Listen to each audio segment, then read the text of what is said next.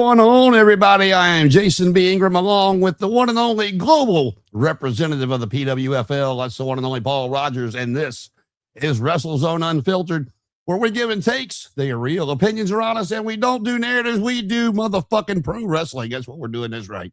And the good, the bad, the ugly, the shit you see on TV, that is what we're doing. So, Paul, how you doing tonight, man? We are set to go. We got all kinds of shit happening. How are you? I'm gonna cry. I cried at a wrestling event this week, so we're not gonna mention that on the podcast. So too late. Too late. I was gonna say before we start, can we not? Okay. Okay, yeah, but before we start, we just don't bring that up because seeing what was it on one of the last New Japan shows? They lost Hiromu and he was leaving, and everyone was saying goodbye, and it turns around, and there's one of the young guys, U2I. He's like the gangster guy, just bawling his eyes out. Everyone felt bad. Oh, you can hear the crowd. Oh, it's like, oh, man.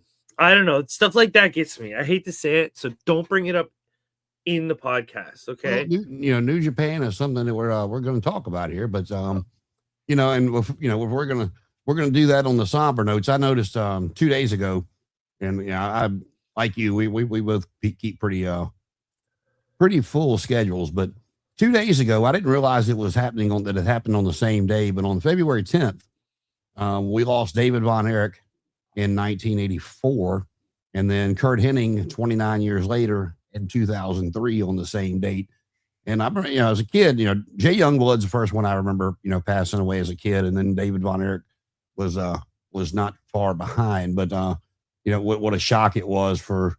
I mean, really, both of them. And I brought up Jay Youngblood, him too. He was a young guy when he passed. But, I grew up watching, the Mid-Atlantic and World Class and, later the AWA. And so, that was just, I was like, oh, Lord, that's, same day, just 29 years apart for two of the absolute best to ever do it.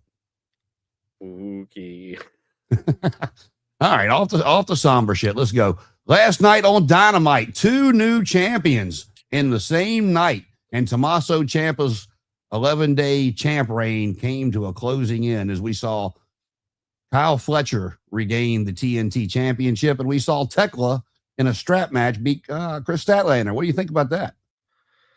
Okay, so I didn't watch it live, and my messenger, my Instagram, starts going crazy. Oh my god, that was an epic. Ciampa and Fletcher, 5 stars, instant classic. Oh, okay, I guess I'll have to make sure I go back and watch it.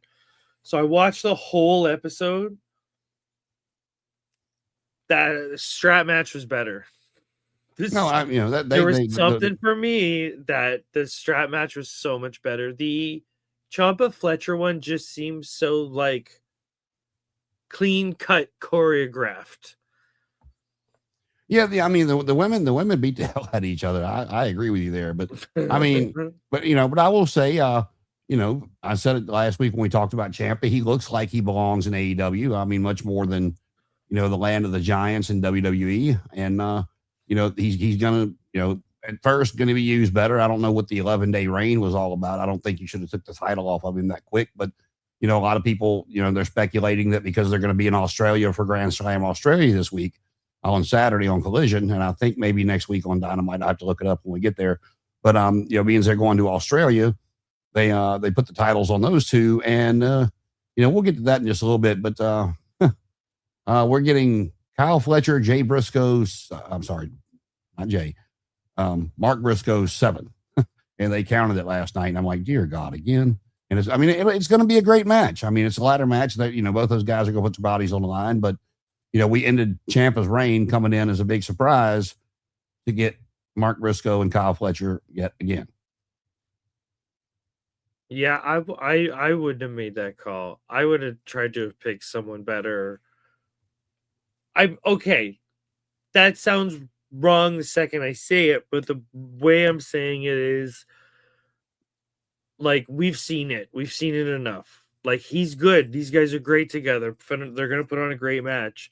But it's just like a movie series where every movie's the same movie and they don't kind of change it up enough where, okay, this is fun and different. So it's like you guys could have picked someone just a little bit more cutting edge than Jay Briscoe, you know? You mean Mark? Don't do the same thing I Mark did. Ray, sorry, I'm so bad. Yes, Yeah, they well, could have.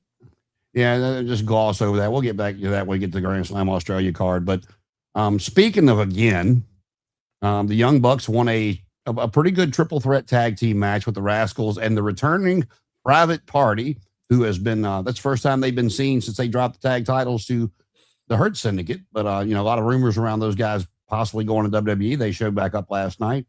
Spot match, real good match, real high paced, and the Bucks win to become the number one contenders. And of course, FTR comes out and they start fighting. So we're going to get the Young Bucks versus FTR. Word of the night again. So it's like I feel like the record that's skipping, and it's just saying, guys, we couldn't have picked, like we couldn't have done. I don't know, like okay, maybe these are their safest choices. Maybe something's up or something. I don't know. Part of me Well, is I just mean, like I don't know. I get you. I don't. We've never really talked about this. The Bucks are a good team. FTR is a good team, and as good as they both are, they just don't mesh well. The matches never live up to the hype. They don't have good chemistry. It's also been a lot of years that they've been doing this. So maybe 5 years ago or whatever the correct amount of numbers should be. That was a hot match. These guys are. I remember when they came out of WWE and they were hot on the Indies, and them versus the Young Bucks was a big thing. But now it's been Well, see, that's a what I'm talking while. about. Even when they brought them in and they had all that heat because they were doing the whole back and forth on Twitter to pop up because they knew they were coming in. And even when people were excited to see it, me as a wrestling fan, I didn't think they had the chemistry that it didn't live up to the hype for me. And so, and every time they've gotten in the ring, it's just, you go back and I mean, maybe it's just because they were that good, but I mean, the chemistry that the Rock and Roll Express and Midnight Express had, but the chemistry the Midnight Express also had with the Fantastics and, Tully and R, and you just keep moving. And it's like, I'm not taking anything away from either team. They're both good teams. They just don't mesh well, in my opinion. Yeah. It's one of those things that might be the best way to express it. They're both top teams. I don't know. I view it as a movie that like was cutting edge a few years ago, and when you go back and watch it now, you're like, remember The Matrix? And you go back and like you loved it when it came out, and you're like, wow, this is so cutting edge. And you go back and watch it now, and you're like, oh, maybe this isn't the like creative masterpiece we thought this was. I'm not picking on The Matrix. I'm just using it as an example per se. But yeah, like you could have picked any other team to make it just something a bit. Well, before I continue on that, I will say I was curious when they come out with the fourth Matrix because it had been so long in between the 3 and 4. But Trinity and Neo both died in 3, and but they told a good story on how they were put back into the Matrix and all that shit. So I think that's where my stuff with AEW comes in, the lack of storytelling. It's like I told you with Davis and Jake something when they won that match to become the number one contenders to get a shot at FTR. And I can see FTR as the champions coming out at the top of the ram, just holding up belts or whatever. But then they come down to the ring and started fighting them like they were their worst enemies. It's like, what's happening here? Yeah. But anyway, I digress. So do you think Ciampa's reign as a 11-day reign was a booking mistake? What do you think? I don't know if it was a mistake. I guess ultimately, yes, it's a mistake, but I feel like you just got trapped in a certain like time frame. Okay, we want to do this. We want to pull it off. We put everything into pulling it off. And then everyone went, oh crap, we have that show. It's so much better if he has the belt. Let's pull the trigger. So maybe this is is this them messing up somewhere, or is this them not having a lead creative making sure everything's kind of lining up? where would this like what am I trying to say here? Like, where do we blame in the creative kind of chain? Because you can't like the guy just came in, you're making him look great, he's got a great look, 11-day run. What does he do after this? Well, and that goes back to the old Hulk Hogan. What's next? Then what? So to Is he me, gonna win it back, and now you're shooting it back and forth? Like, that defeats that, right? Like, I agree, but like with me, I don't mind them bringing him in. I think he fits well. He fits well with the crowd. He made his name in Ring of Honor and on the Independents, is where he, his claim to fame was. He had tremendous matches, and I love the Sicilian psychopath gimmick that he was doing in Ring of Honor. He's trying to kind of do the same thing here, but bring him in. Make the big thing, but don't put the title on him yet. Let him have some. He defended it once and then he lost it, and I forgot who he beat last. I think it was Roddy. He beat Roddy Strong last week. Or give him a reason that's better than the belt. I know that sounds silly because it's wrestling, but it's like, we need Jake the Snake to come out and have the Snake bite his arm. And now for us, we're saying, if I'm Tommaso Ciampa, I'd want to kill Jake the Snake more than I'd want to go after the belt. Maybe if they did something like that, or get some crazy heat on this person, but I don't know. I don't know what you do. 11 days is kind of like Vince Russo, is it me or does it? Yeah, for me, if you wanted to do it that way, I mean, that's fine. But at least have Don Callis or somebody interfere, not the clean stuff, So I don't know. I mean, for 11 days as champion, I think it just knocks his character down for me. Yeah. And, getting back to stuff that's like we were starting, talking about again and again, I know they kept them off TV for a little while, but are the Bucks overexposed in your opinion? I mean, I wouldn't say overexposed. I think the problem with the Bucks is that they're still the young Bucks and they're in their late 30s. Again, self-aware, I'm in my late 30s, but I'm not calling myself a young buck anymore. Like, I'm accepting that I'm becoming an old timer, and that's okay. So part of me wonders is if it's time for the Rockers to become... Okay, I should have picked a better example, but is it time for the Rockers to become Sean and Marty? Like, is it time for just a level up of the gimmick? Do we call ourselves the old farts? Do we... You know what I mean? How do we modify this gimmick? How do we modify our match style where we can wrestle for another 20, 30 years? But because what's sorry, my brain's not working. What's the tag team that you love and they're still working? They're in their like late 60s. Is it the Rock and Roll Express? No, but the Rock and Roll Express.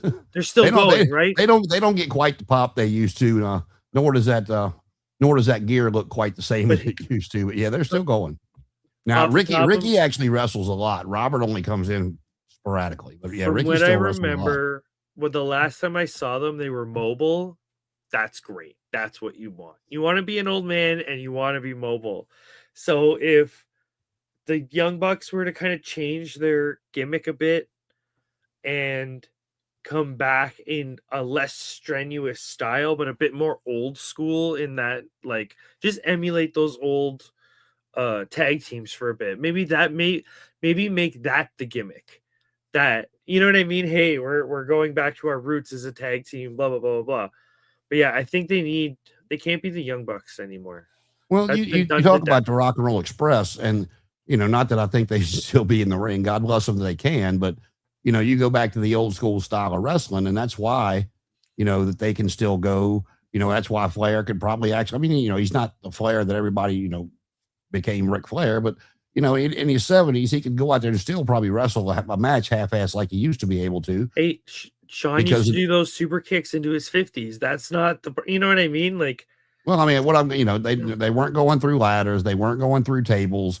You had, I mean, it was a lot of cardio, the running back and forth and the throwing into the rail and stuff like that. But I mean, it wasn't these It's not doing death-defying. flips for your Yeah. finishing move every night. Yeah, like, yeah, we're on the same page for this. Like, I think they have to kind of slow down and emulate those older styles. And because yeah, how long have we been watching Young Bucks matches?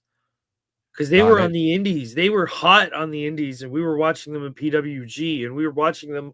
I was watching them in New Japan when they were my first New Japan show, Wrestle Kingdom 9, opened with a 4-way, and they were one of, if I remember correctly, they were one of the 4 teams in that 4-way.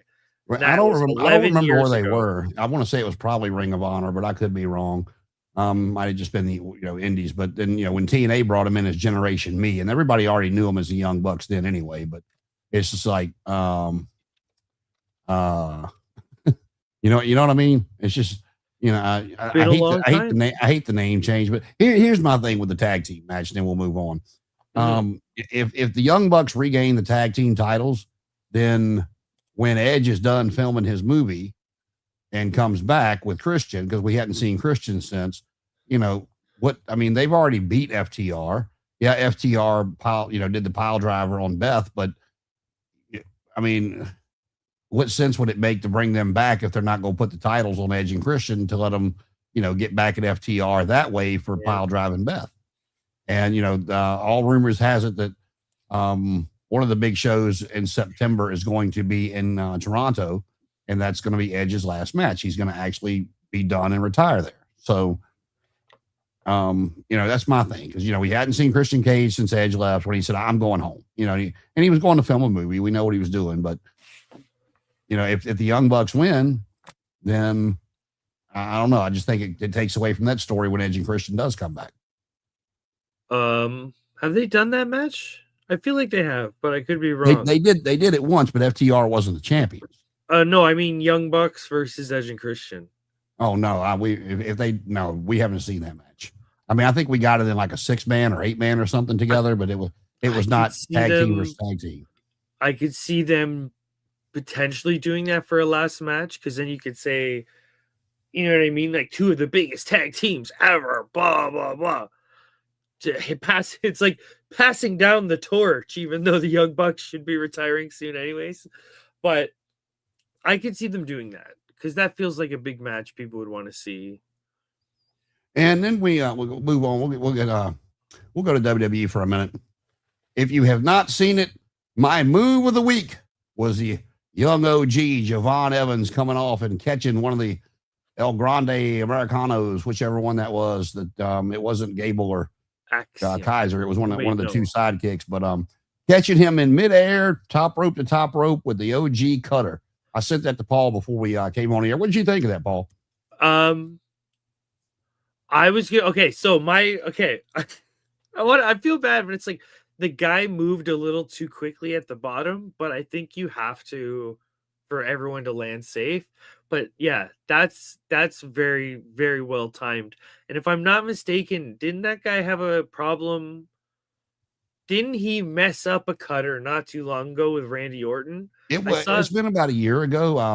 I saw a moment on Reddit where it was like Randy saying, like, "Don't worry, it's okay." Yeah, and they were talking about, and everybody was talking about how much Randy had changed, because they said 10 years ago Randy would have kicked his ass right in the middle of the ring.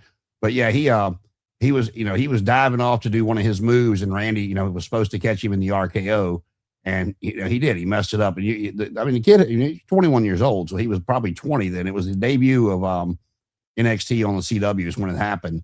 They were bringing in a couple of the big names, try to get the ratings up and everything. And what I noticed about the spot was, if I remember correctly, the spot they messed up, he did the dive, but with like a flippy, spinny kind of thing, and it messed up the timing. Yep. But when they ran it back, he didn't do the spin or whatever. Like, they just slowed it down a bit. They took a level off. They simplified it even more. Bam, perfect timing. All right. And that goes back to, what do the veterans tell you? Slow down, kid. Simplify. But yeah, that's what it is. Nope, you did a flip and a spin and you messed up. So what if you just do a flip or just do a spin? Now try it. Bang, we can kind of nail that timing. Moving on, we got Braun Breaker. Actually, he is out indefinitely right now. He got a hernia working out, and had to have Okay.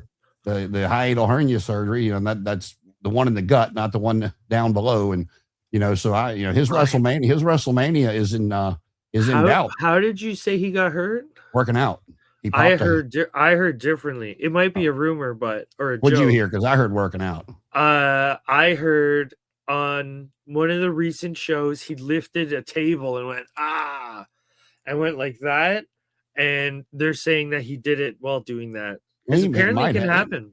Might have. I mean, but those things are weird. You can lift 500 pounds one moment and be fine, and go to lift 30, but you do it the wrong way and you do something like that. But the top comment on the Reddit thread was someone saying, "Hey, I worked out so many years.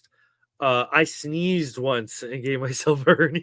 Yeah, man, it's something as simple as that. So it happens. So his weird story if it's true, but his WrestleMania is in doubt. And then we got I don't know if you saw it or not, but they did a Punk Finn Balor segment where Balor wants a title shot at Elimination Chamber, and Adam Pierce was saying absolutely not, and Punk went on his tirade like he does, and Finn's just sitting there being calm, cool, and collected, and he gets his title shot because he was talking about Pierce was talking about Reigns and Punk being one of the biggest main events in recent history, blah blah blah blah blah. And he wasn't going to put that in jeopardy. And then, Punk, like I say, he went on his tirade, and then he gets the match with Finn. And what I'm hoping for out of that, they're not going to beat Punk before WrestleMania. But what I'm hoping for out of that, me personally, because I don't want to see Finn, just pinned clean, just flat again. I want to see Roman come out and interfere, whether it causes a DQ or he does something to Finn where Finn gets pinned. I want to see Roman be the reason that Finn loses. So Finn still got he's still hovering around that main event picture and has the reason to want another title shot. I'll even simplify the terms of for expressing that. I love hearing that Finn Balor is on that part of the card, because sometimes he's not, and he's one of those. I could argue with a lot of people that he's a current S-class talent. For right now, if we were to have the Olympics of pro wrestling, he'd be up there. You know what I mean? He'd be one of the top guys for sure. But what did he have the Universal title for a bit? They gave him it wasn't a bit. All right, we'll back it up. They did that. They were doing the tournament to crown the first ever Universal champion. Mm-hmm. And that's when, before the Mary Jane a while ago too, right? Before the Mary Jane became legal just about everywhere, and that was something they were still checking for. Roman failed a drug test, and Roman was in the tournament, and he beat Roman. That's what he had, was Roman's punishment. He had to go out there and lay down the Finn, and then the finals was him against Seth, and he beat Seth, but he got injured in the match, so he had to give it up, the following week. Oh, gotcha, yeah. Oh.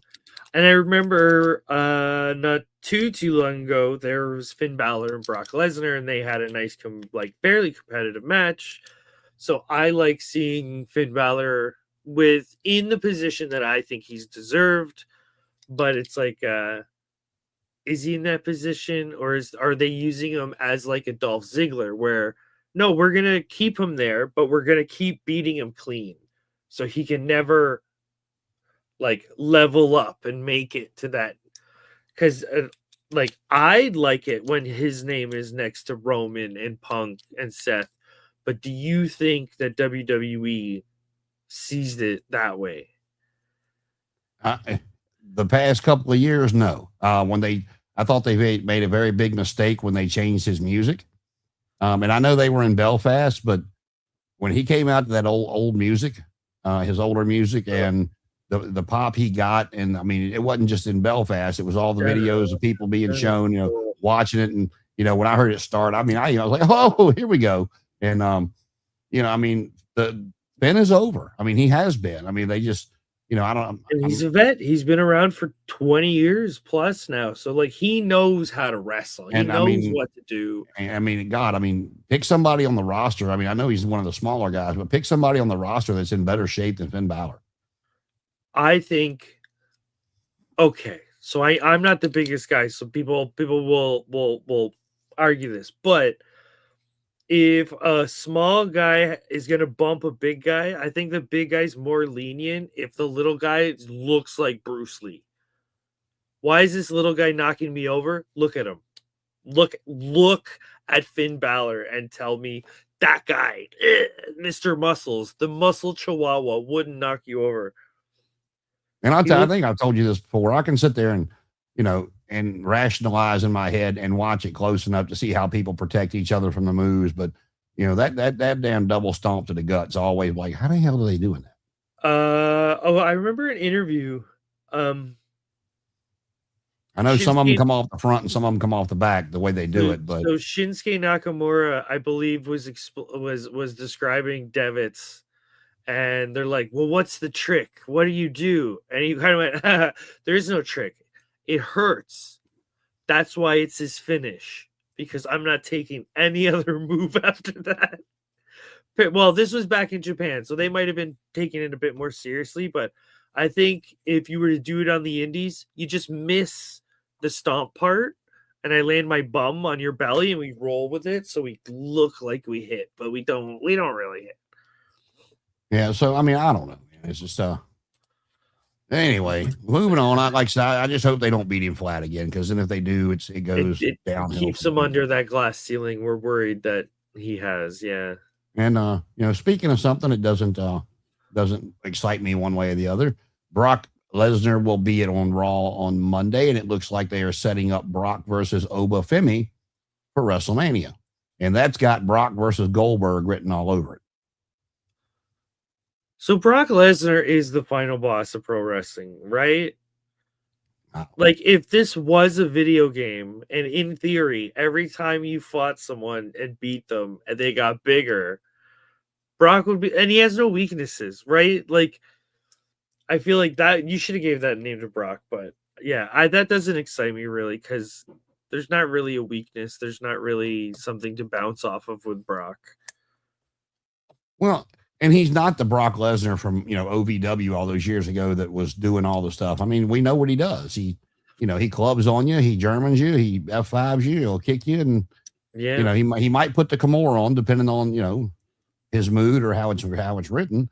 I mean, very believable still at his age. I mean, Oh yeah. Just look at him. I mean, find me like Finn Balor. Find me somebody in better shape than Balor. Find me somebody that can legit beat Brock Lesnar's ass in the dressing room. I mean, if anybody can, I mean, Obafemi looks like he might give him a run for his money. That's a big boy. Yeah.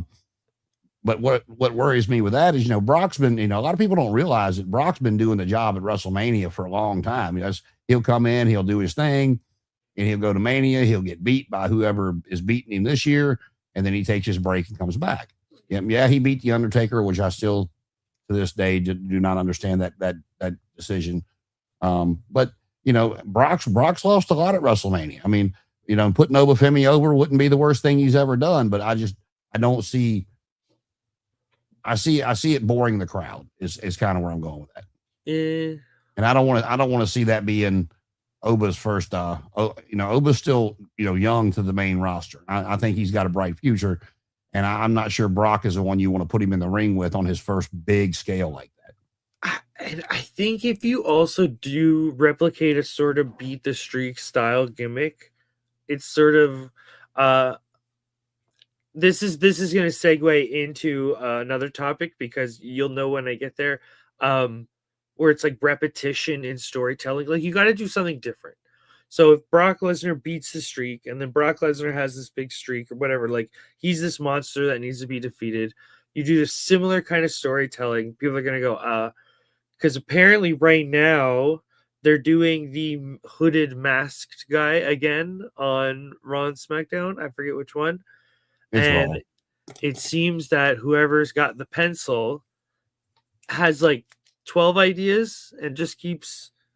It's like a booking video game. Hey, this got me points last time. I think the decision behind that is they're hoping that Seth will be ready for WrestleMania, and that's who what the online chat is, that it'll finally be revealed to be Seth if he can go for WrestleMania, and if not, they're going to have to go another way with it. So if Seth can't go, I will be interested to see who it might be.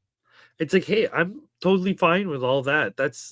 The problem is you've done the very specific thing of hooded man and hooded figure, whatever like you want to call it, vacant from the video games has come to life and has attacked somebody. But you've done it like 4 times since the year started and we're in February. Like you have to slow it down, guys. Do it different.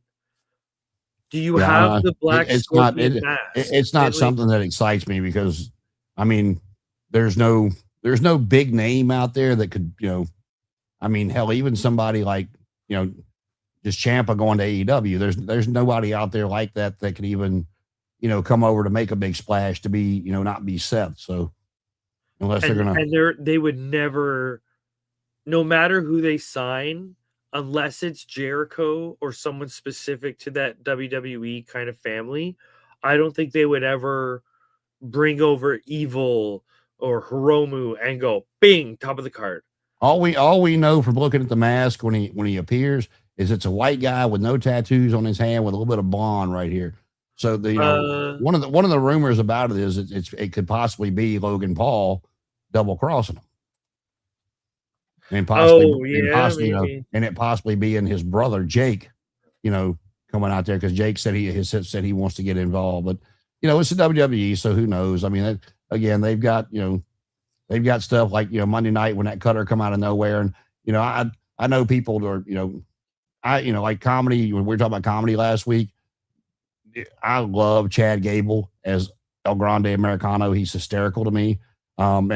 And Kaiser has gotten that gimmick over in Mexico. And so now they're doing the whole original versus regular. And I don't know. I find it amusing. Hey, those are great TV gimmicks where even like some gimmicks I go, that's the very WWE for me.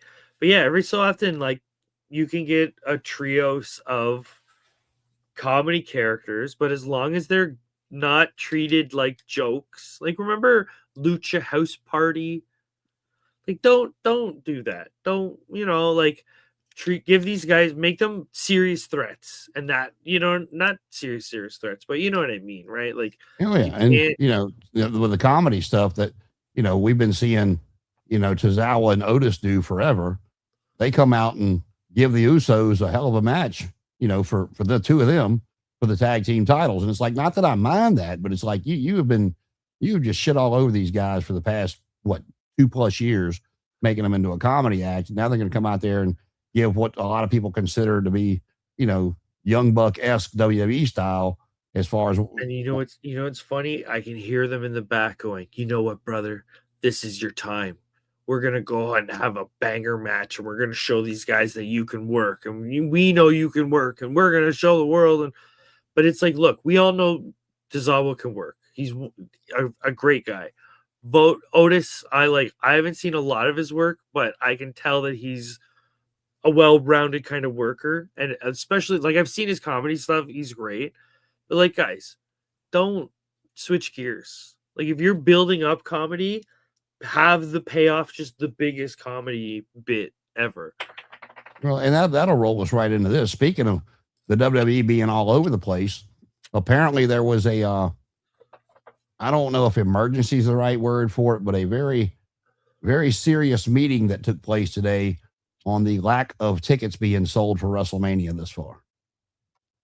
Now, it's WrestleMania. So, some people might say their creative sucks right now. But it's still WrestleMania. You could put Snoopy versus Charlie Brown on there. If the ticket prices are right, you're going to fill up the arena because WrestleMania, it's like we've talked about with WWE. They turn their pay-per-views into events. Kind of like the basketball playoff, Super Bowl, whatever you want to compare it to. Because we're, going on 40, whatever this is. But to me, it's, take the creative out of it. I mean, I like the Punk Roman storyline. I'll be interested to see what they do with Finn and hope I told you what I hope they do with him at Elimination Chamber because no, they're not going to change that main event to Roman versus Finn Balor. Mm-hmm. But I mean, your tickets are ridiculous.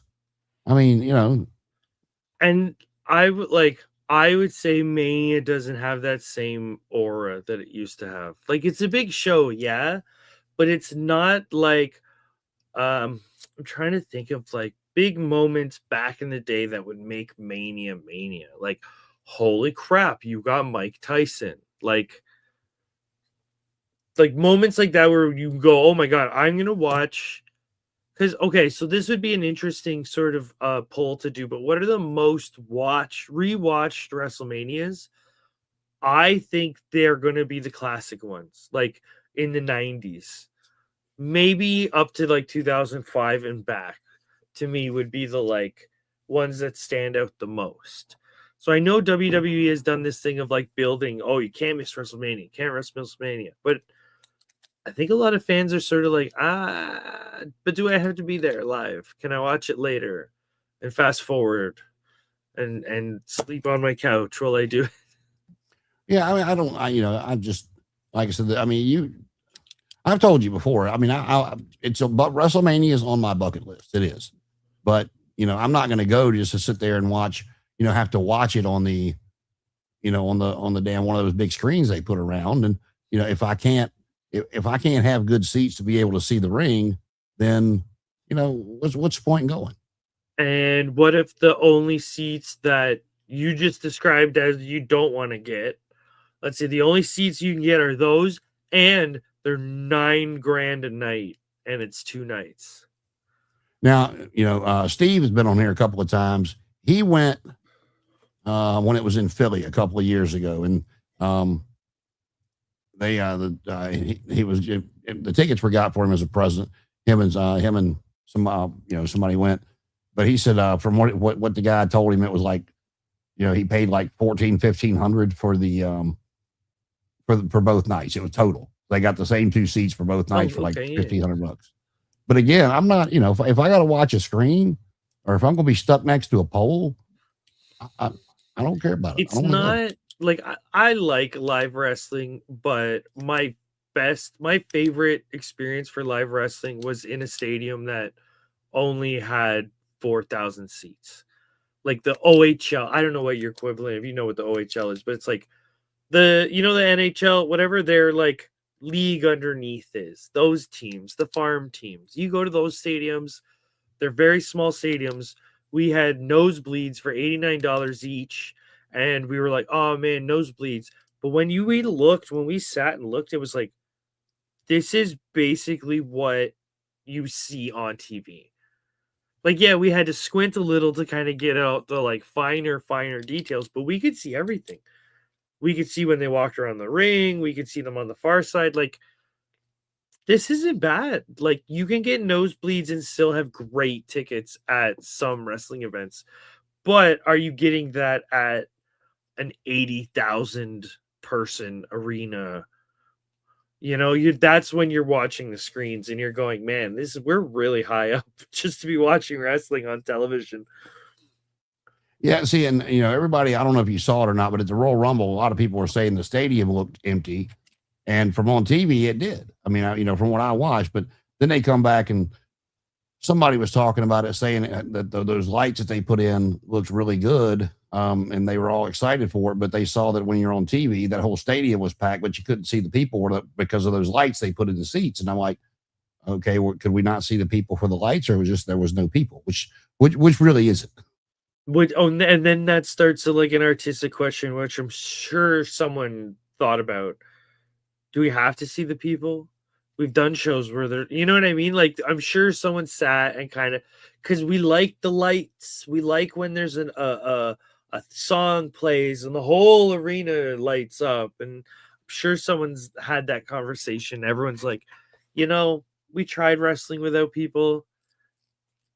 No, you just can't. You can't have a live wrestling show without a crowd. It just doesn't work. It's like stand-up comedy. Does not work. Well, speaking of comedy, every time I start to get bored with Cody Rhodes, he'll do something that's like, and I know you know what I'm talking about. Like when he solved racism. No. Last week on SmackDown, he started talking when he first come out. He was talking about Drew McIntyre and this, that, and the other, and he started talking about Punk and Reigns with their promo on Monday, and he goes, I heard, he said, but he goes, I heard on Monday night they were having a dick measuring contest over there, He goes, and they were awful glad that I wasn't there because I didn't get the nickname Raheem for nothing. Charlotte, North Carolina. What do you? I was like, okay, that's funny. He broke out the Cody Raheem Rhodes meme. I was like, oh It's dear like, God. But yeah, I started laughing. I was just like, you know, and I mean that crowd popped, and I was like, oh wow, they actually know what he's talking about. well, that was a massive meme because that's what I was talking about. The Cody Rhodes solves racism because they had that whole as a black man, Cody Rhodes was able to push the boundaries involved. First AEW, or what was it? First TNT champion, black champion, blah blah. Yeah, that's around for a while. That's good, like wholesome internet stuff. Yeah, so I mean, like I say, yeah, I kind of giggled. So, but anyway, let's move on real quick and see what happened today in history. Today in pro wrestling history. All right, 6 years ago tonight on Dynamite, Nyla Rose defeated Riho in Austin, Texas to win the AEW Women's title, and she would hold that belt until May when she lost it to Sheeta at Double or Nothing. I want to say one thing about that match, and I think, not to dive into it, but I think AEW was aware of the politics of all the two people going in, and that was one of the arguably the best designed face versus heel match.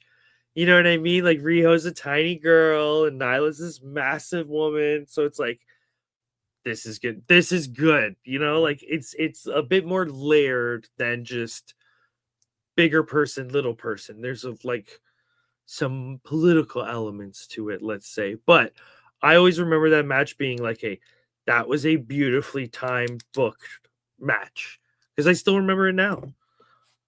Well, so I was going to say this till later, but being you brought it up, let's switch gears to politics for a second. What did I do here? No, you didn't do nothing, but you brought political and politics. So rumor has it, and they denied it, but thank God. After the standards and practices they pulled with WCW back in the day, there was a noticeable no Brody King on Dynamite last night. Yes, okay, I know where you're going. Okay, all right. And there's a lot of stuff going around that Warner Brothers Discovery told them to keep him off TV because they did not want another F Ice chant happening, and they didn't want anything interfering with their possible sale to Netflix, and it has to be approved by the current administration and all that stuff. Warner Brothers released a statement saying that they did not do it, and I'll be honest with you, I don't believe them, but that's me. What do you think? I could totally see it being, what are the chances that he was going to be on the show again in a row, especially in American wrestling. I feel like you don't have, you know what I mean? It's not like bing, bing, bing, bing, bing. You'll skip a couple shows every so often. Like, I feel like that's sort of common. So I could see someone complaining and then it turning into an issue. And then AEW was just sort of like, oh no, he's got an indie event somewhere that he's got to go to and he'll be back for the next show. Oh, so as much as what do they say? There's an old expression I love. They say, never attribute to malice what you should stupidity. No, so I agree. And on the flip side of that, I can see it both ways. Is it a political thing, or did someone just go, oh no, we just well, it was also reported from a credible source. I forgot which one it was, but I saw it 3 or 4 different places that don't normally report stuff that's just completely untrue. That a fan was removed from the building and not allowed to be let in because they were wearing the same shirt Brody had on a couple of weeks ago, which was the Abolish Ice shirt. So, I mean, again, I can see it both ways, because the one thing and I think you'll agree with me on this, when Tony's pushing somebody, they're pushed down your throat. They're there every week. And especially with him having a title shot this coming Saturday, it makes me give it a little credibility, because like I said, he's got the title shot, he squished MJF last week. And he's got the title shot Saturday. So, I can see it both ways. I wasn't there. I wasn't privy to the conversations, but again, I know what Warner Brothers Discovery put, Warner Brothers back then, the handcuffs they put on not only Eric Bischoff but Vince Russo with the standards and practices, and with the upcoming merger, sale, whatever you want to call it, to Netflix, it might not have happened, but I can completely see it if it did. Oh, I can, and it's one of those things where, hey, I'm all for arts being political and stuff like that, but if you're like, hey, like just be careful during this merger, and then once we have our everything established, we can start kind of pushing boundaries. But okay, so this, I noticed people talking about his shirts and the chants, and part of me, I can see a lot of people complaining, but there's a part of me that kind of laughs, because yes, I could see it being not a thing that you'd like kids are gonna start talking about, but hey, when I was 6, when I was 8, we all told our teacher to suck it and went like this. So as much as I'm like, hey, should this be in wrestling? There's a part of me that goes, da-na-na-na-na. You know what I mean? Like, no, I do. Every generation has that sort of iffy topic that we, bring into wrestling. So I don't know, whatever. Like, I'm not going to judge. As the boss, if I was the boss, the political climate is so hot here in the United States. It's such a divide. You go back CM Punk when he was in AEW. I forgot what shirt it was, but it was, he's very liberal as well. I forgot what shirt he wore, but he wore it out on TV. I remember what shirt it was, and let's just say it just said that he believes in rights, women's rights. It was something about women's rights. I do remember that, but I don't remember exactly what it said. But trans rights. Anyway, but yeah, Tony lets him come out with that, and everybody knows that Linda McMahon is part of the administration. But one thing I will give WWE, Punk has been cited since he's been in WWE with some of those shirts on, but they don't let him bring it out there to the public. They're wearing their merch. When they're on WWE TV, they're not wearing, they're not trying, you don't hear, Linda mentioned on TV. And I mean, like I said, everybody knows she's there, and that's, Triple H's mother-in-law and Stephanie's mom, blah, blah, blah. Everybody knows it. It's not a big secret, but I think they do a pretty good job of keeping that off TV. I think there is a big difference between being pro something and being anti something when you're kind of being artistic. Like, okay, I was an anti-authority kid. It's hard for me. You know what I mean? I'm not going to touch on the ice thing, but it's like, you got it. Okay. So if someone comes out that says, hey, I'm wearing a shirt for X, whatever, blank community, I'm doing a charity for them. Sure.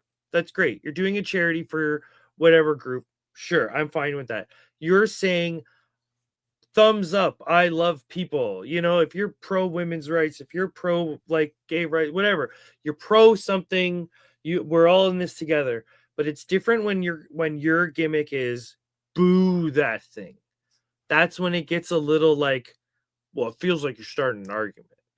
So if you want to be pro Minnesota, I feel like that's different because that comes off a little nicer. I'm pro the neighbors. I'm pro love thy neighbor. Won't you be my neighbor? But when you have crowds chanting, like, okay, we'll say it on the show, but when you have crowds chanting a curse word that loudly on a show that's promoted for families, you know what I mean? That's where I think it gets a little skeptical. I think if he came out and said, hey, I have a charity for people in Minnesota, people would go, whatever. Well, and this is my thing where I take up for companies, that, and I don't care which side of the aisle it's falling on. Mm-hmm. But when a company, catches you doing something on, social media, especially when it comes to the education field, my thing with a teacher is they need to teach kids how to think, not what to think.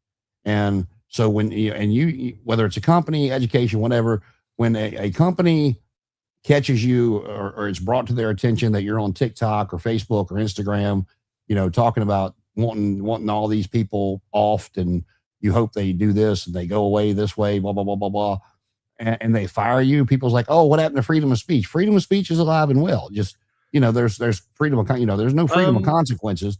And let me finish here. No, go ahead. And with companies, I always, people try to, I am not political. I got my thoughts, but I don't get into a lot of it. But one of the quote that I live by for a company is, Michael Jordan's talked about it, and his mom talked about it, was, Michael never told his mom no. She was his biggest fan. She, did everything. And she asked him to endorse a Democratic candidate for governor in North Carolina. And he told her no. That was the only time he told her no. And she got a little upset with him. And he said he would make a donation to the campaign, but he was not going to endorse anybody. And she said, why? And his exact response was, Republicans buy shoes too. And, so that kind of told you where he stood without telling you where he stood. And I have a response. This is a lighthearted, joking response. So I'm not like, we're not getting too. Oh, no, I'm not serious. I'm just telling you where I stood as far as businesses go. Why I like that response of 100%. Michael Jordan. I'm a big Mr. Rogers fan. Like, are you a big Mr. Rogers fan? Did you ever watch the show? You didn't hear me singing to you when you were talking about neighbors? I said, won't you be my neighbor? So my point is going to be that Mr. Rogers, if you go back and watch some of those shows, Mr. Rogers did some, for the time, pretty progressive political stunts, you could call them. If you go, you know what I mean? Like, he wasn't afraid to push some boundaries. Now, are people going to go back and say Mr. Rogers shouldn't have, blah, blah, blah? But my point is that Fred Rogers was very delicate in how he dealt with these topics. He always came from a point of love, a point of care. This is how I'm going to love thy neighbor, blah, blah, blah, blah. But it's like, we're never going to poo-poo that because it's dealt with care.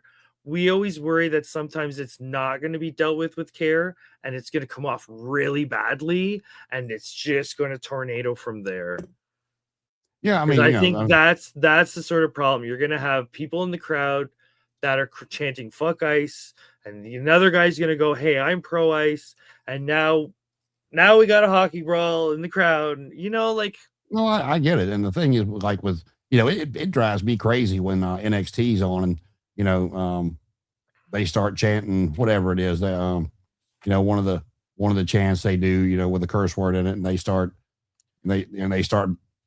beeping it out, not beeping, but the sound goes out or whatever while they're doing it. And it does drive me crazy. But on the flip side, that's when your production people need to be, quicker on the button. And if they let one slip, then so be it. But then, that's like, so that's a hot topic over here, man. And you're gonna if you're endorsing it, you're gonna, and I don't care which way you're endorsing it. Pick one. I don't care. I'm not specifically saying that way or the other way. Delicate with what's going on. Yeah, you're gonna alienate some of your audience. I mean, yeah, because I mean, what do people compare wrestling fans to? What did they used to say years ago? Oh, that's just redneck shit.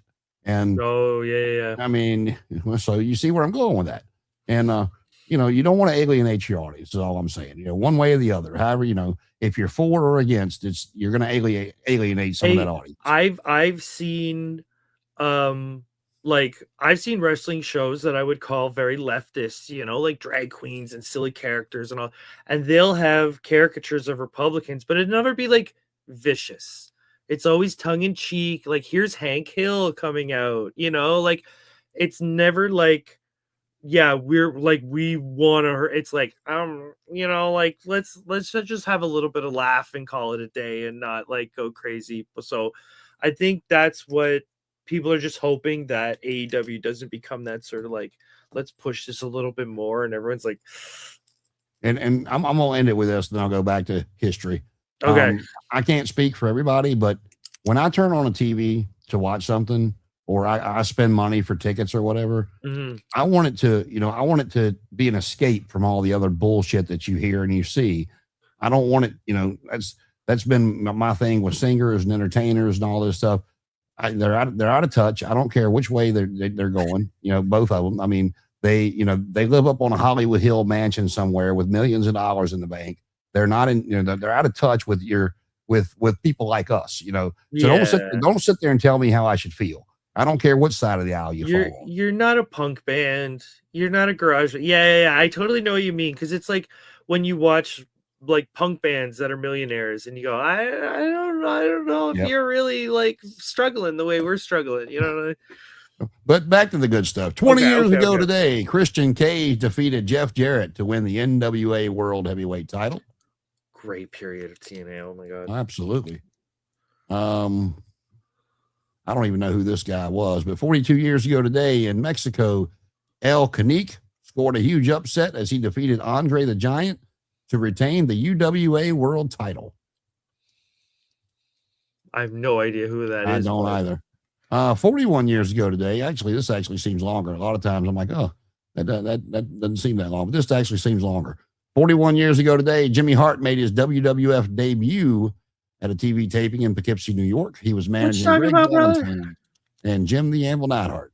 I will say Jimmy Hart is a major part of my childhood because he was a manager for that period where I was little watching Hogan, and he was flailing around, and wasn't he with the Nasty Boys for a bit? Oh my God, he managed so many different people. Which are you talking about, the Jimmy Hart of the WWF or WCW? Both, because I would have been that whole period would have been when I was growing up. If you really want to watch good Jimmy Hart, I mean, Jimmy Hart was entertaining no matter where he went. Go back and watch before he came to the WWF. Watch him in Memphis with the First Family. Watch his Memphis stuff before he came to the WWF.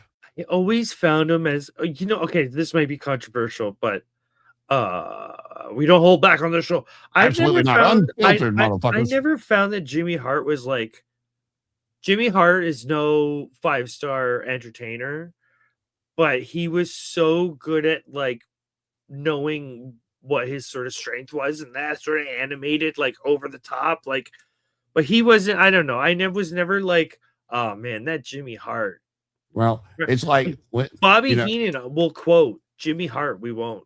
Well, no, but everybody in the arena wanted to kill Bobby Heenan. Every match he come out and managed. But in Jimmy's defense, everybody, I'd say, around the ring at least within the first 10 rows, if not further, they all wanted to come out of their chair and stick that megaphone straight up his ass. He was the best carnival barker you'll ever have in your entire life. That's what he felt like. One of those guys, with the megaphone going out. Hey, everybody, look at me. Oh my God, I'm just a big rascal. Jimmy was great, and he still is. I mean, he's, doing his restaurant down in Florida, and, he can still talk the way he used to. So one of the guys that I really liked until they did the spoof on him, George Gray. He was the one-man gang, and then Akeem, the African Dream, turned 66 today. Happy birthday to the gang. Let's see, 9 years ago tonight, the WWE presented Elimination Chamber. Bray Wyatt won his first WWE championship by pinning AJ Styles. Naomi defeated Alexa Bliss to win her first women's championship. And let's see.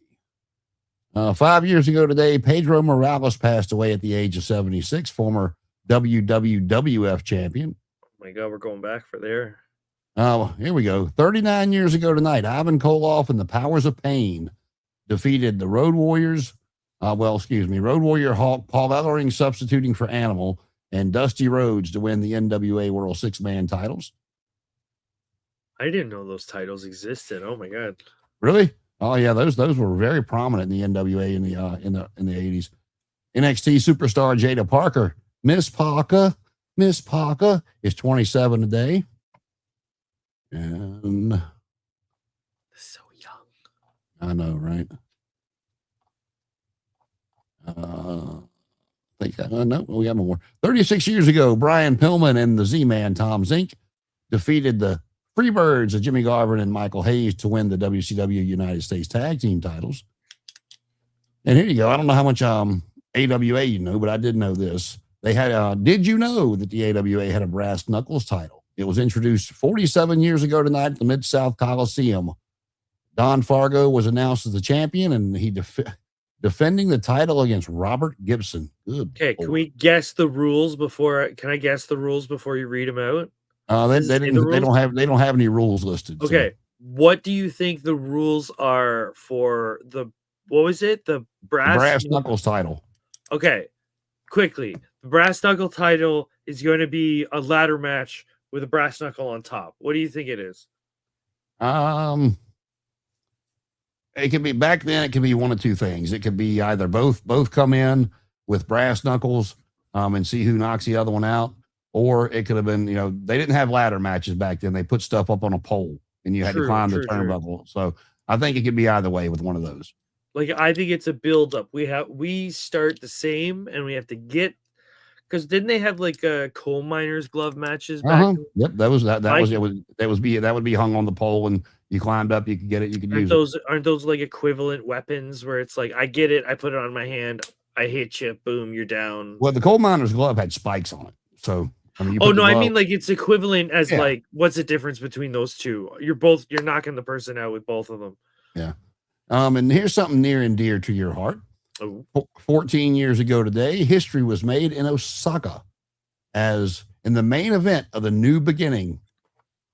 Kazuchika Okada surprised the wrestling world by defeating Hiroshi Tanahashi to win the IWGP Championship.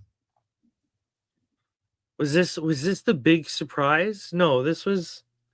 Okada became the second youngest IWGP champion ever and ended Tanahashi's remarkable 404-day reign. If I remember correctly, this was a big surprise, and they even worked it where the match Okada had before this, in the graphic, they made him look like did not make him look like a superstar. Like, it is notoriously bad graphic. And then the next night, or whatever, like, because New Beginnings was just the other week.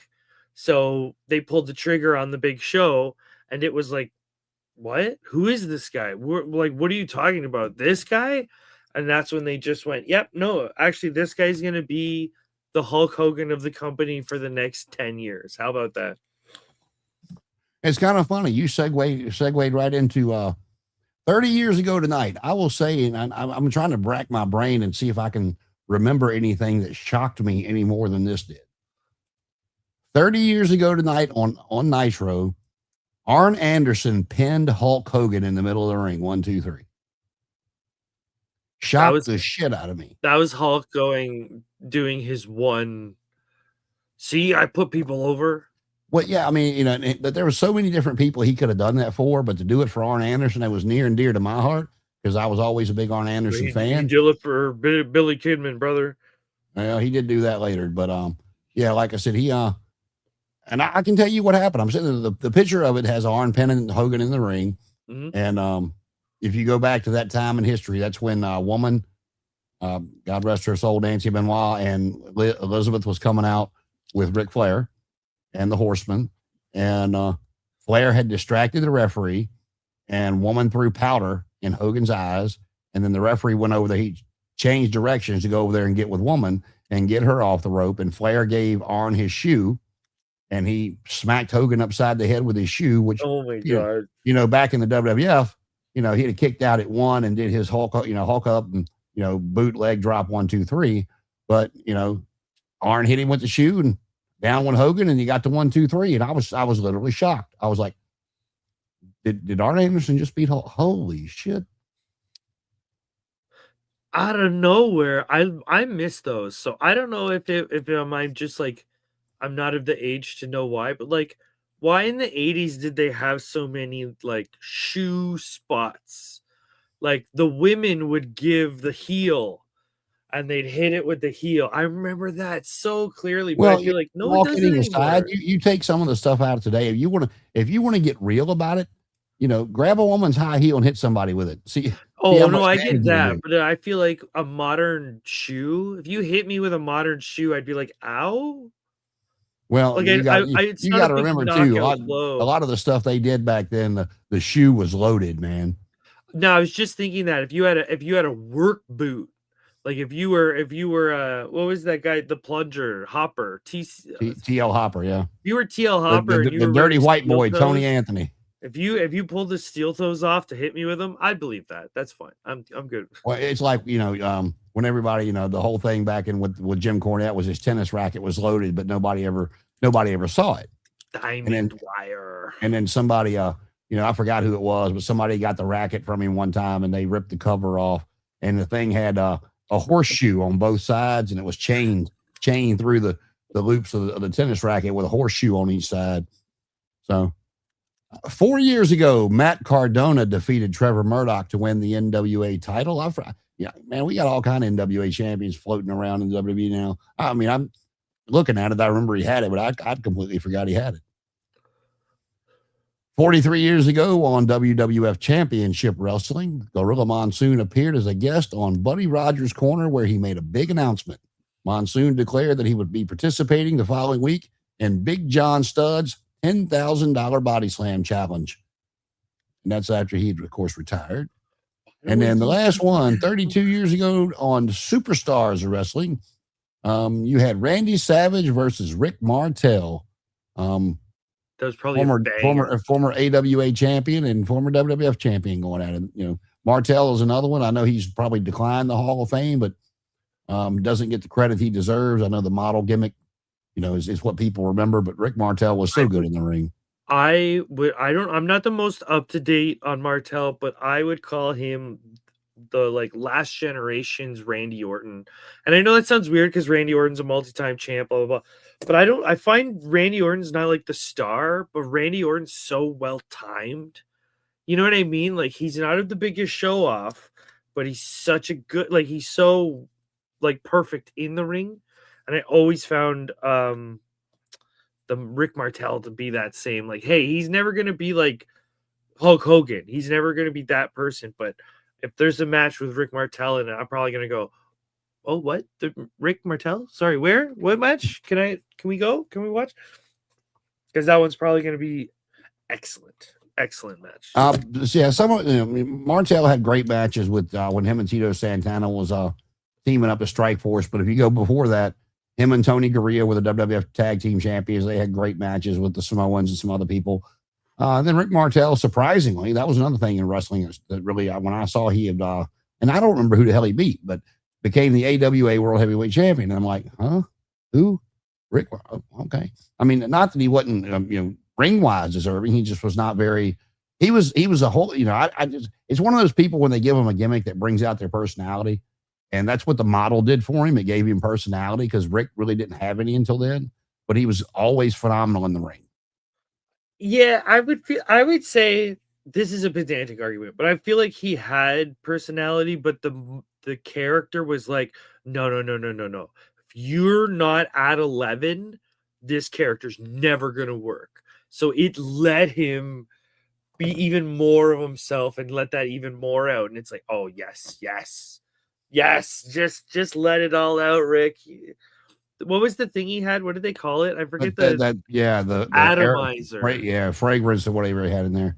Mist to the face. Oh, so, and that wraps up today in pro wrestling history. And now, ladies and gentlemen, we present our new segment we've been talking about. How we'd book it. And this is just something we got coming up that let's just pick an event and see. I'm gonna go easy on us tonight because it's not a lot of matches, and we're gonna go through Grand Slam Australia and tell you what we would do with it. So you want to go first, Paul, or you want me to? Well, if you have a something in mind, it'll give me a second to rummage something up. But what are we picturing? Is this the biggest event? Is that what they had last year? It's just one of the, AEW does a lot of that stuff on TV because they don't do monthly pay-per-views. So they'll do, the Grand Slam, whatever they called it when they did it in New York, at Arthur Ashe Stadium, I think is what they called it. They do stuff like this,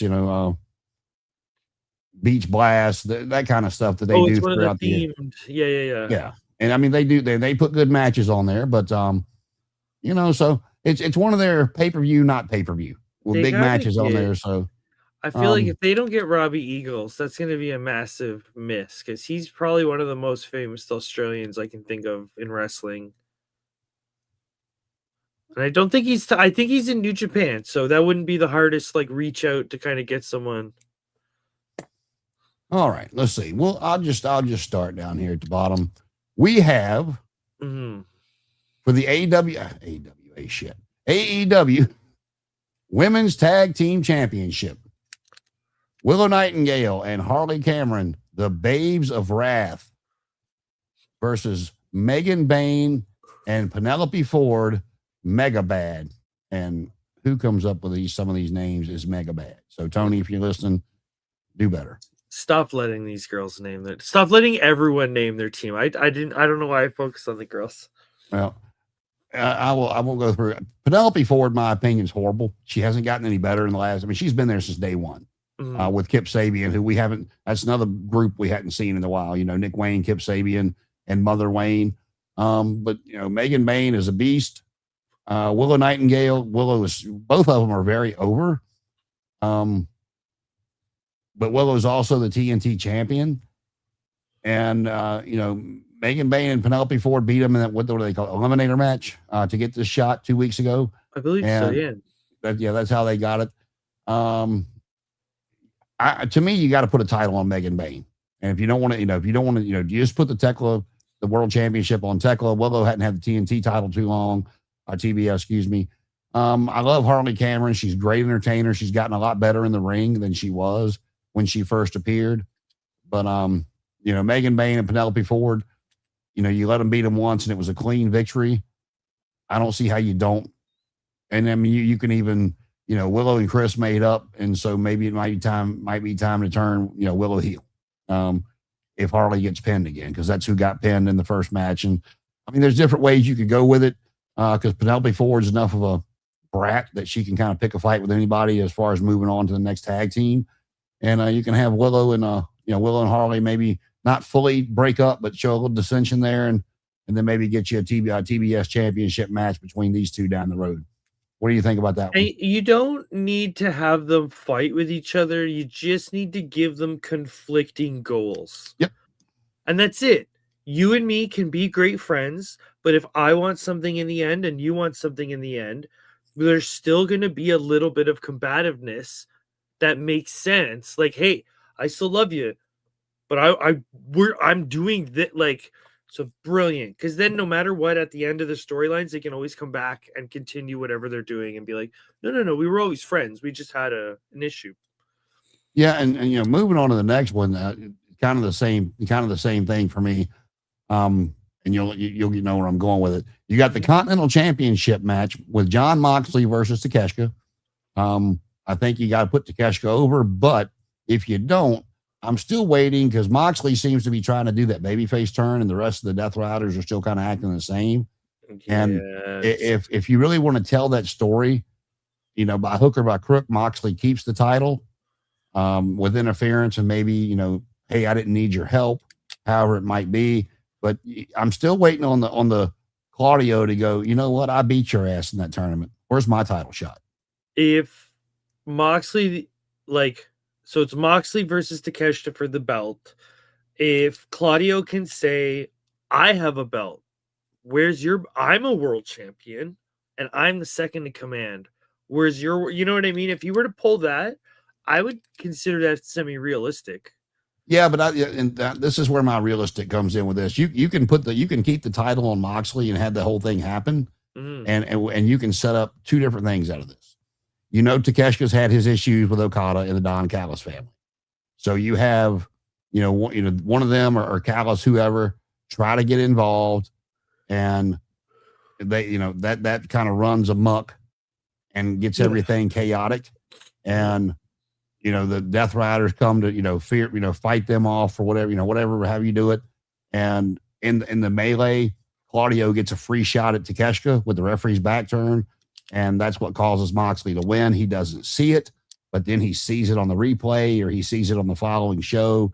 And then that sets up Takeshita to leave Don Callis and finally have the match versus Okada. And it sets up Moxley versus Claudio and see where the Death Riders go without Moxley. And he can quote one of my favorite videos of all time where he goes, I watched the show, right? Because there was, I think it was there was an old comedy wrestling video where they were talking about Batista and Triple H, and they showed Triple H turning on the Evolution on the show. Batista didn't see it on the show, but he just says, I watched the show. So I saw you turn on. So it's like I would love for there to be a callback where you do that finish where you don't see the finish. He doesn't see the finish, and then the next day you just have it like him pulling up his like recording. What do they call it? I don't want to date myself here, but it's like that. This is him recording last week's show, going, "What's this? Oh, you didn't think I'd see this? Oh, well, I'm blah blah blah. I'm done. Here we go." Yeah, but like I say, keeping the title on Moxley that way, it can set up a whole chain reaction of two separate stories and go off that way and create some very interesting TV because they've been teasing Okada versus Takeshita for a while, and Okada still has the international title. Is that the one he's got? I believe so. So that's the way. Mox is the one from the tournament. He's the Continental. Yeah, because when Okada had them both, that's when they gave him the undisputed title. And I think that caught enough shit online that they went away from that. So, but that's the way I would go with that. And then you're gonna get. I want to see what you say on this one first. The loser gets their head shaved. Orange Cassidy and Tony Storm against Marina Shafir and Wheeler Yuta. Now the way this one works, it's not the losing team; it's whoever gets pinned gets their head shaved. It's got to be Storm, right? Like creatively, let's like thinking about everybody in the match. She's the one to do it to, because she can do the Curt Angle. Remember when Curt had his head shaved and he'd have the headpiece with the wig and he'd pull it off and they'd flip out, and she could do that. She could do that every night and we'd all pay to watch it. So I think that she would do it. Something we will get rid of timeless Tony Storm for a bit. She can go in this kind of like unstable. I got my head shaved. I'm gone. Blah blah blah. Like make her a little crazy, and then as the hair comes back, we can do something with it. But her running around bald, like, just I don't know. To me, it seems entertaining. Yeah, she did a promo. Her and Orange Cassidy won a match. And then Tony come out. I want to say because Marina had come out there, whatever. But Orange won a match, and then after Tony helped him, it was she got on the mic and started going, "I can't lose my hair. I look like an egg." Then she started, but I'm timeless Tony Storm. Blah, blah, she pumped it back up. It was a comical promo, and I agree with you 100%. But here's my problem. AEW is so predictable sometimes, and it's not that WWE's not. We're talking about AEW right now. And, the predictable choice is Wheeler Yuta, period, in the story. And yeah, that's true. And maybe Marina, but Wheeler, because he's grown his hair out. And then last night on Dynamite, Marina brought Mina Shirakawa out. She had beat her up in the back, and they brought her out. And he didn't shave her head, but he like took a piece of her ponytail and cut it off. And so Wheeler is the obvious choice, but that's what I don't like. I don't like obvious. You're going into this match, everybody's expecting Wheeler to be the one to get his head shaved. And I was thinking, would Mina look good? I hate wrestling because it sounds. Would Mina look good in the chair getting shaved? Remember the picture of Vince and Trump? Oh yeah. And Vince is like crying and screaming, and Trump's trying to hold it together as best he can, but Vince is just going nutty. Vince looks good getting his head shaved. Now, if you were to have a big man shave a small woman, that visually may not work as comedic as, you know what I mean? You never want someone to go, oh, and then it switch, right? So Mina could totally get her head shaved, have Tony do it, and have Mina just go absolutely mental in the chair. That could be fun. But yeah, is this them pulling the trigger on Yuta? And, well, as far as you were talking about Curt Angle, I think, I'm not a big Yuta fan. I think that experiments needed to be stopped a long time ago. But they're still, they still like him and whatever. But I think he could pull that Curt Angle stuff you were talking about off because he's done grown his hair out so much. It's not that little spike haircut that he used to have. And, I think he could pull off the comedic part of the headgear. I would go a different direction if it's Wheeler. If he's getting his head shaved, commit to the full re-gimmick. Have him wear something under the black outfit. have him go, I'm done with this. I've been humiliated enough. I got my head shaved. And then under the gimmick, he could take the like pants off, and under that is like new trunks. You know, like I'm going my own way, and then just commit fully.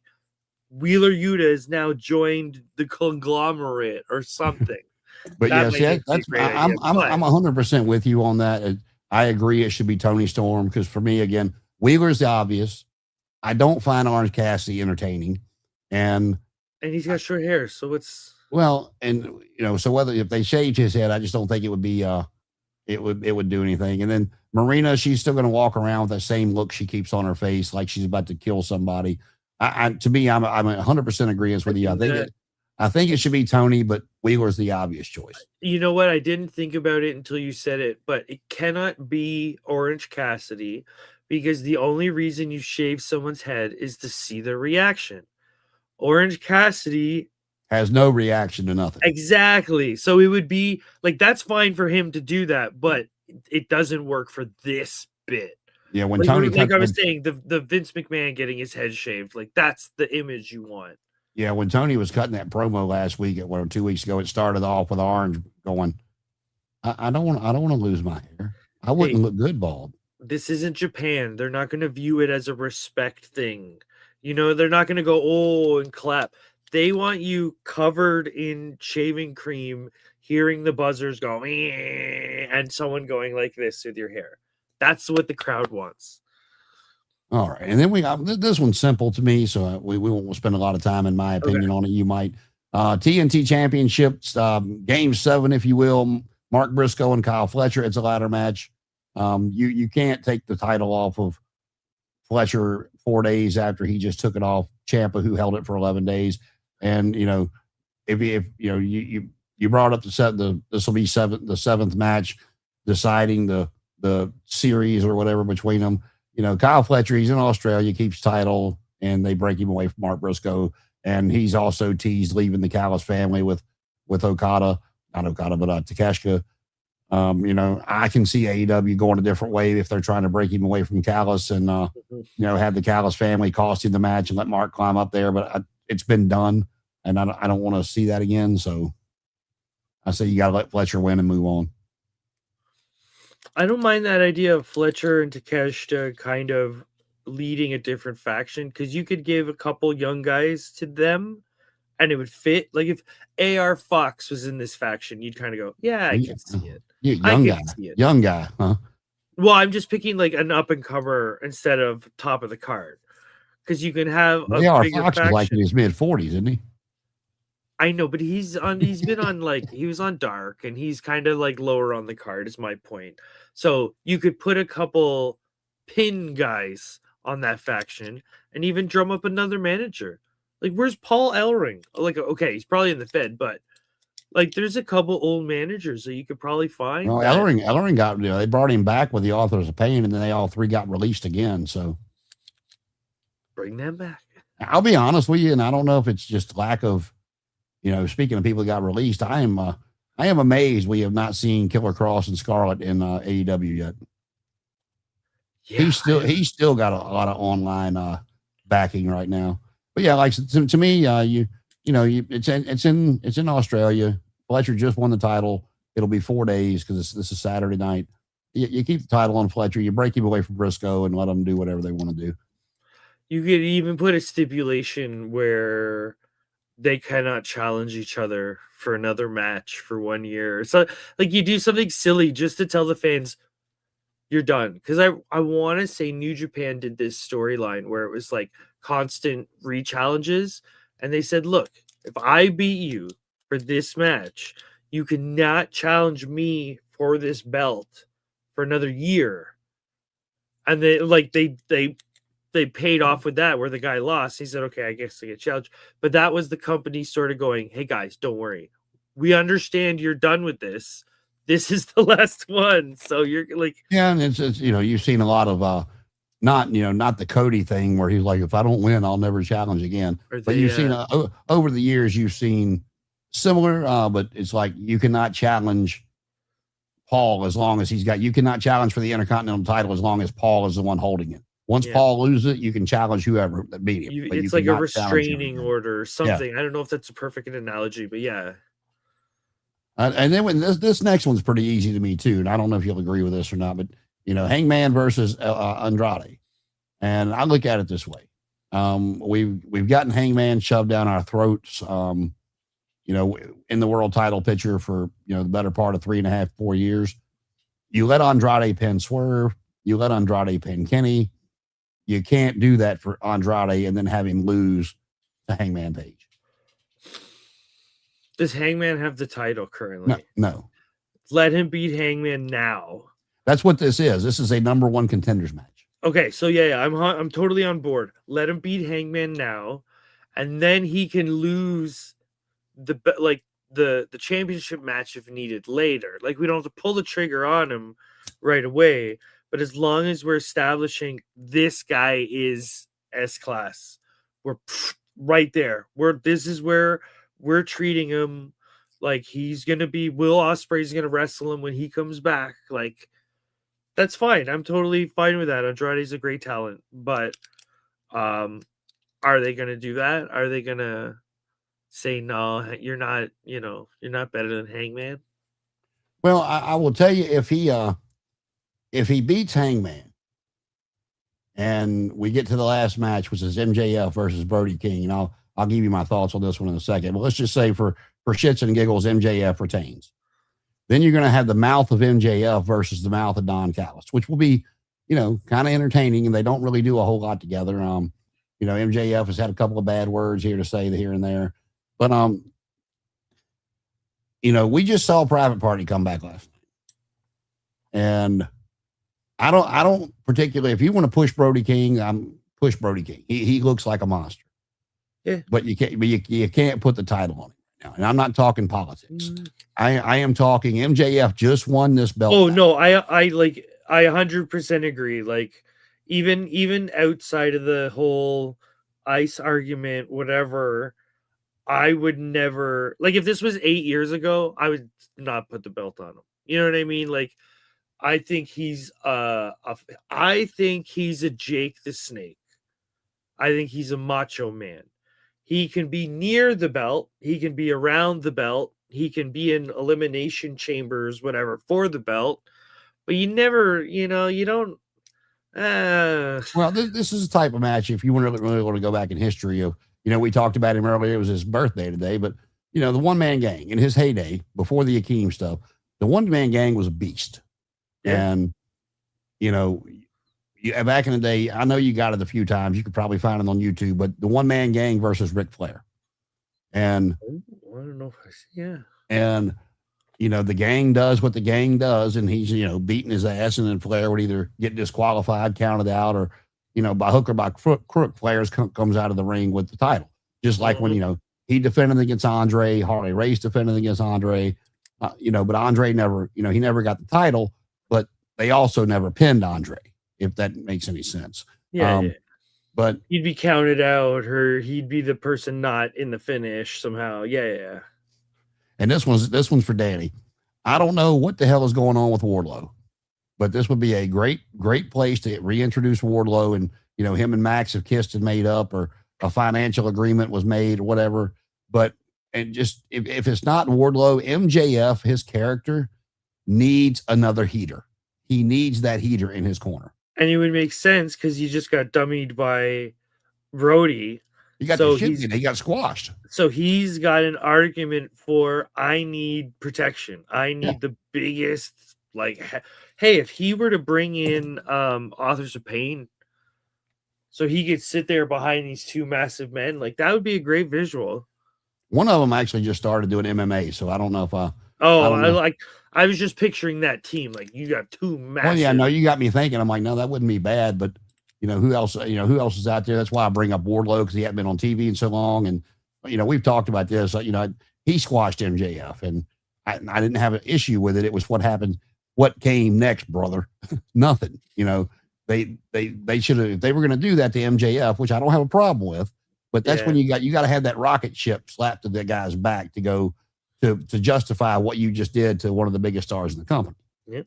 And they didn't do that. And So and every time they brought the last time they brought Wardlow back, he was with Don Callis for like 3 appearances, and we haven't seen him since. And so I don't know if you bring Wardlow back, if he's hurt, if he's not, whatever, but MJF needs a heater. Yeah. See, I'm not even familiar with like the Ring of Honor roster to be like, is there a good big man that they've had? Like, do you bring up oh, I feel bad for forgetting his name, but he's always been like the 3-man champion. He's a big black fella, like big, thick, heavy. I forget his name, but he's always been floating around that like US title ish area in Ring of Honor. But I know he's got a faction, so it's like, oh, you know what, Shane Taylor. There we go. Yes, so it's like I remember him for years. He's a solid hand, but he's a massive fella. Yeah, I actually had dinner with him down here. It was like 8 of us. I forgot like, what I could see him and the boys being the sort of rowdy crew that MJF like sits back behind. Yeah, I mean, but like, and I'll go back in history. One of the smartest things Triple H ever did when in his younger career, when he was still doing the bowing and everything else, and what was fucking bosses? No, this is before that. Before that. But because he was still kind of the chicken shit heel doing the bowing. Oh yeah, the curtsies. Yeah, and that's when Vince come to him and said he needed the heater and he was going to put Mr. Hughes with him. And Triple H talked about it. He goes, I like Curtis. He goes, but that had been done so many times because Curtis kind of has a Mr. Hughes did it once. What's that? I want to say they did it once. Yeah, they brought him out, but he was like, and then that was like, it doesn't work. Yeah, because Curtis Hughes was bodyguard, the whole gimmick he had. He's, they dressed him like Big Bubba before he became the boss man when he was Big Bubba Rogers. But anyway, when it's kind of where I'm going with this, you could give MJF Marina Shafir because look, I mean, China coming out. I mean, Triple H was like he went to Vince and kept pushing for China because the Curtis Hughes was not getting a reaction. And Vince was like, but she's a woman. He goes, that's the good part of it. That's what's going to get the people so pissed off is I've got a woman protecting me. Okay. Not to I try to be very, we don't talk about politics, but we can touch on this. We don't have to dive in. But in the 90s, that was considered a lot more passe. Intergender wrestling was like treated as like, whoa, no. I think if you did that in AEW now, you have Marina Shafir as, I kind of like it because she's a tough character, like that totally fits. I think fans are gonna go, when are they gonna have a tag match? They're gonna just go, yeah. When are they gonna have a match? Mean, maybe. I don't think it'll have the same political like shake a fist kind of. Yeah, because she's gotten physical with some of the dudes in the Death Rider storyline. And how long ago was China and Triple H? It was the late 90s.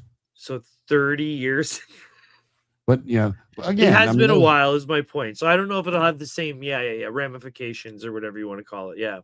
Well, I mean, it's still a woman protecting a man, so it's still, there's still that dynamic from it. So, yeah. But that's, I mean, like I said, I don't care how you keep the belt on MJF. It's, and I mean, yeah, the political thing's gotten riled up, but so you might want to let that die down. I mean, I'm not trying to say don't push Brody. He seems to, like he seems to be I will say MJF pulled the perfect face. Oh yeah. That meme is still flying around in circles that aren't wrestling. Just him that like perfect. He did the perfect thing in that moment. Yep. So that's how we would book Grand Slam Australia. And speaking of New Japan Pro Wrestling, David Finlay also said his goodbye to New Japan this week. And I actually learned something new. I did not realize that the kid in NXT was his younger brother. And, that one of the kids with Chase U, and he kind of walked away from Chase U this week or the week before. I don't watch a lot of NXT, but, so that could be setting him up for family coming in. Yeah, New Japan's in a weird position right now where they're Okay, so I didn't hear that Finlay was confirmed as leaving, but I have heard that Hanare has confirmed for leaving. Hiromu just had an event where they said goodbye to him. They're losing a lot of people, and the implication seems to be it's management that's messing with people. Yoda Tsuji made a promo. This was funny. He said, "Oh, Bushi Road, the company that owns us, is treating its wrestlers like a card game." Now I understand what he's saying. He's saying, you're not treating them like people. You're treating them like a product. Bushi Road owns a card game company. So Bushi Road had to make a statement saying Yoda Tsuji was not making fun of people who made card games. He was just making an analogy that, these things may have conflict. But, well, it's sort of interesting hearing that so many people are leaving. It's also immensely interesting that the New Japan roster has just even more flipped. So they have a tournament coming up where they have 24 people on it. And I think, okay, Hanare's gone. I don't think anybody else is gone. So out of those 24 people, 23 of them are still there. And they're all exciting different names. It's not the same stuff that we've seen for the last 10 years. So a lot of people are like, oh my God, New Japan's dying because everybody's leaving. But there's two things I want to point at. One, the roster's now a little bit fresher because everybody's sort of left. And two, what does it say about the New Japan dojo that all of the New Japan talent are being bought up, but not a lot of the people from NXT are coming up? Is that saying something here? Well, I'll say this for it. This reminds me of the position the WWF got put in all those years ago when WCW started buying up all their stars. They had no choice but to start making new stars, and it worked out for them in the long run because that's what made their, that's what pushed them back over the edge, and eventually. And if you look at the New Japan Cup bracket, I would say 80% of the names are people that have joined the company in the last 5-6 years, like students that have come up. So you have maybe 4 or 5 people that are like, oh, you've been there for a decade. So yeah, it's like, what are they doing with Sean? What are they doing with these younger talents? Let's push them up. Who's this Razor Ramon guy? Or, oh, I'm thinking earlier, but yeah, I know what you mean, where it's like, let's take Triple H and push them up. Let's take these guys and well, and they also, if New Japan can get a hold of some of the talent that's not being used. I mean, look what WWF did with, the cruiserweights of WCW that they weren't given that shot to. I mean, Jericho, I like Jericho, but the WWF made him look like a star on his first night. They didn't pigeonhole him with his 220 pounds, 15 pounds, whatever he was. Yep. They brought Eddie was always phenomenal in the ring. But they have an easy in because they have a junior division. So if Ciampa were to go to New Japan, there wouldn't be that argument of, is Ciampa too small? Because he might tower the juniors. You know what I mean? So you can be flexible with some, but I think a lot of people, from what I can tell in the wrestling community, a lot of people still see New Japan as the artistic. You know what I mean? Like the match quality is so high. It's just the booking and management that's kind of messed up. So I think there's people that want to go. I don't know if they have the money to hire these people for how long, right? Maybe for a tour or two, but I don't think they have the money to. Well, they lost Jonah. They lost how many people, right? So I don't know. I don't know if it's something to do with the yen. I don't know if it's something to do with the management, but hopefully they can turn this around and pull the trigger on a few people. Well, also for people that might not be that charismatic, that's why they're not getting pushed in the States per se. That gives them a place to go and not only, build up their craft even better, but getting over in the ring and getting that name made. And because if the WWF don't want them back, if they go make a huge name for themselves in Japan, Tony's going to throw the checkbook at him. Hey, that's where they got Kyle Fletcher. Because Kyle Fletcher and Mark Davis were in Aussie Open in New Japan. And New Japan's like, we love these two gaijins. Go be crazy tag team heavyweight champions. And then Tony went, yeah, but you want some money? And they're like, yeah, we do kind of want some money, actually, now that you mention it. So it's like what ECW used to be. It's a smaller place. You can go show off a bit more, but you're using it as a launching ground to go back to WWE or AEW.